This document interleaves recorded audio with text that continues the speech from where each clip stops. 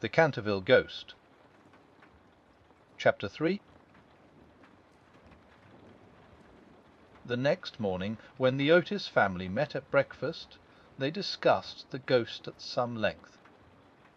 The United States Minister was naturally a little annoyed to find that his present had not been accepted. "I have no wish," he said, "to do the ghost any personal injury, and I must say that, considering the length of time he has been in the house, I don't think it is at all polite to throw pillows at him." A very just remark, at which, I am sorry to say, the twins burst into shouts of laughter. "Whoupon the other hand," he continued, "if he really declines to use the rising sun lubricator, we shall have to take his chains from him. It would be quite impossible to sleep, with such a noise going on outside the bedrooms." For the rest of the week, however, they were undisturbed, the only thing that excited any attention being the continual renewal of the blood stain on the library floor. This certainly was very strange, as the door was always locked at night by Mr. Otis, and the windows kept closely barred. The chamois-like colour also of the stain excited a good deal of comment. Some mornings it was a dull, almost Indian red, then it would be vermilion, then a rich purple, and once when they came down for family prayers, according to the simple rites of the Free American Reformed Episcopalian Church, they found it a bright emerald green. These kaleidoscopic changes naturally amused the party very much, and bets on the subject were freely made every evening. The only person who did not enter into the joke was little Virginia, who, for some unexplained reason, was always a good deal distressed at the sight of the blood stain, and very nearly cried the morning it was emerald green. The second appearance of the ghost was on Sunday night. Shortly after they had gone to bed, they were suddenly alarmed by a fearful crash in the hall. Rushing downstairs, they found that a large suit of old armour had become detached from its stand, and had fallen on the stone floor, while seated in a high-backed chair was the Canterville Ghost, rubbing his knees with an expression of acute agony on his face. The twins, having brought their pea-shooters with them, at once discharged 2 pellets on him, with that accuracy of aim which can only be attained by long and careful practice on a writing master, while the United States Minister covered him with his revolver, and called upon him, in accordance with Californian etiquette, to hold up his hands. The ghost started up with a wild shriek of rage, and swept through them like a mist, extinguishing Washington Otis' candle as he passed, and so leaving them all in total darkness. On reaching the top of the staircase, he recovered himself, and determined to give his celebrated peal of demoniac laughter. This he had on more than one occasion found extremely useful. It was said to have turned Lord Raker's wig grey in a single night, and had certainly made 3 of Lady Canterville's French governesses give warning before their month was up. He accordingly laughed his most horrible laugh till the old vaulted roof rang and rang again, but hardly had the fearful echo died away when a door opened, and Mrs. Otis came out in a light blue dressing gown. "I am afraid you are far from well," she said, "and have brought you a bottle of Dr. de Bell's tincture. If it is indigestion, you will find it a most excellent remedy." The ghost glared at her in fury, and began at once to make preparations for turning himself into a large black dog, an accomplishment for which he was justly renowned, and to which the family doctor always attributed the permanent idiocy of Lord Canterville's uncle, the Honourable Thomas Horton. The sound of approaching footsteps, however, made him hesitate in his fell purpose, so he contented himself with becoming faintly phosphorescent, and vanished with a deep churchyard groan, just as the twins had come up to him. On reaching his room he entirely broke down, and became a prey to the most violent agitation. The vulgarity of the twins, and the gross materialism of Mrs. Otis, were naturally extremely annoying, but what really distressed him most was that he had been unable to wear the suit of mail. He had hoped that even modern Americans would be thrilled by the sight of a spectre in armour, if for no more sensible reason, at least out of respect for their natural poet Longfellow, over her whose graceful and attractive poetry he himself had whiled away many a weary hour when the Cantervilles were up in town. Besides, it was his own suit. He had worn it with great success at the Kenilworth tournament, and had been highly complimented on it by no less a person than the Virgin Queen herself.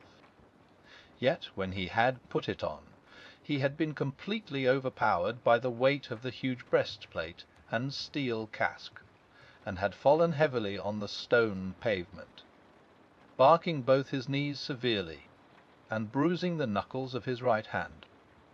For some days after this he was extremely ill, and hardly stirred out of his room at all, except to keep the blood stain in proper repair.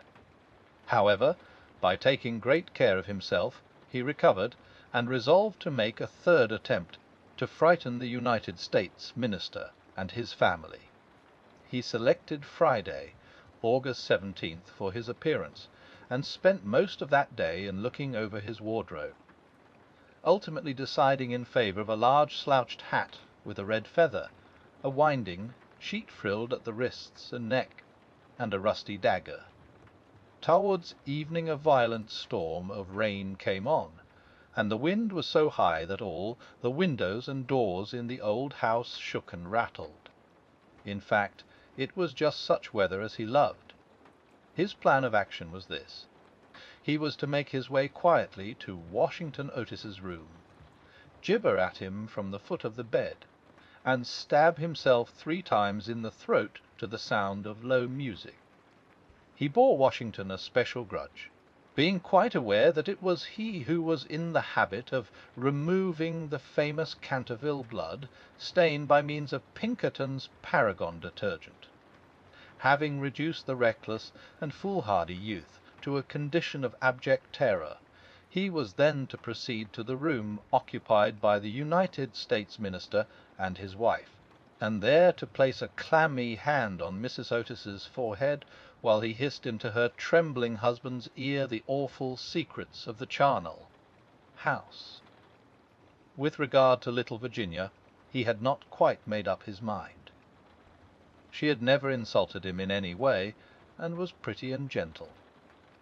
A few hollow groans from the wardrobe, he thought, would be more than sufficient, or, if that failed to wake her, he might grabble at the counterpane with palsy, twitching fingers. As for the twins, he was quite determined to teach them a lesson. The first thing to be done was, of course, to sit upon their chests, so as to produce the stifling sensation of nightmare.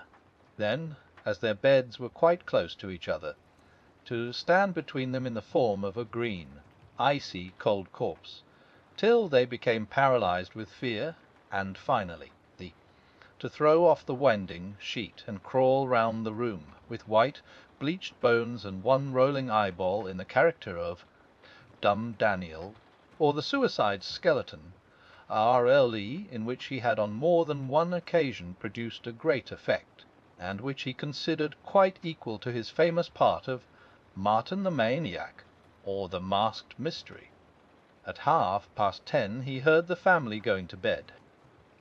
For some time he was disturbed by wild shrieks of laughter from the twins, who, with the light, hearted gaiety of schoolboys, were evidently amusing themselves before they retired to rest. But at 11:15 all was still, and as midnight sounded he sallied forth. The owl beat against the window panes, the raven croaked from the old yew tree, and the wind wandered moaning round the house like a lost soul.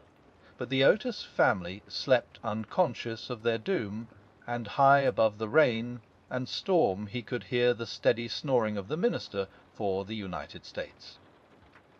He stepped stealthily out of the wainscoting, with an evil smile on his cruel, wrinkled mouth, and the moon hid her face in a cloud as he stole past the great oriel window, where his own arms and those of his murdered wife were blazoned in azure and gold. On and on he glided, like an evil shadow, the very darkness seeming to loathe him as he passed.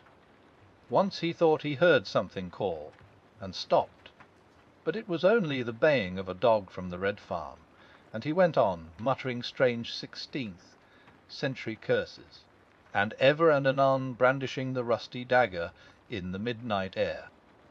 Finally he reached the corner of the passage that led to luckless Washington's room. For a moment he paused there, the wind blowing his long grey locks about his head, and twisting into grotesque and fantastic folds the nameless horror of the dead man's shroud. Then the clocks struck the quarter, and he felt the time was come. He chuckled to himself and turned the corner, but no sooner had he done so than, with a piteous wail of terror, he fell back and hid his blanched face in his long, bony hand. Right in front of him was standing a horrible spectre, motionless as a carven image, and monstrous as a madman's dream. Its head was bald and burnished, its face round and fat and white, and hideous laughter seemed to have writhed its features into an eternal grin. From the eyes streamed rays of scarlet light, the mouth was a wide well of fire, and a hideous garment, like to his own, swathed with its silent snows the Titan form. On its breast was a placard with strange writing in antique characters, some scroll of shame it seemed, some record of wild sins, some awful calendar of crime, and, with its right hand, it bore aloft a falchion of gleaming steel. Never having seen a ghost before, he naturally was terribly frightened, and after a second hasty glance at the awful phantom, he fled back to his room, the tripping up in his long winding sheet as he sped down the corridor, and finally dropping the rusty dagger into the minister's jack boots, where it was found in the morning by the butler. Once in the privacy of his own apartment, he flung himself down on a small pollet bed, and hid his face under the clothes. After a time, however, the brave old Canterville spirit asserted itself, and he determined to go and speak to the other ghost as soon as it was daylight. Accordingly, just as the dawn was touching the hills with silver, he returned towards the spot where he had first laid eyes on the grisly phantom, feeling that, after all, two ghosts were better than one, and that, by the aid of his new friend, he might safely grapple with the twins. On reaching the spot, however, a terrible sight met his gaze. Something had evidently happened to the spectre, for the light had entirely faded from its hollow eyes. The gleaming falchion had fallen from its hand, and it was leaning up against the wall in a strained and uncomfortable attitude. He rushed forward and seized it in his arms, when, to his horror, the head slipped off and rolled on the floor, the body assumed a recumbent posture, and he found himself clasping a white dimity bed curtain, with a sweeping brush, a kitchen cleaver, and a hollow turnip lying at his feet. Unable to understand this curious transformation, he clutched the placard with feverish haste, and there, in the grey morning light, he read these fearful words: "Ta Paul ye Otis ghost, a only true and original spook, beware of ye imitations. All others a counterfeit." The tox. The whole thing flashed across him. He had been tricked, foiled, and outwitted. The old Canterville look came into his eyes. He ground his toothless gums together, and, raising his withered hands high above his head, swore, according to the picturesque phraseology of the antique school, that, when Chanticleer had sounded twice his merry horn, deeds of blood would be wrought, and murder walk abroad with silent feet. Hardly had he finished this awful oath, when, from the red tiled roof of a distant homestead, a cock crew. He laughed a long, low, bitter laugh, and waited. Hour after hour he waited, but the cock, for some strange reason, did not crow again. Finally, at 7:30, the arrival of the housemaids made him give up his fearful vigil, and he stalked back to his room, thinking of his vain oath and baffled purpose.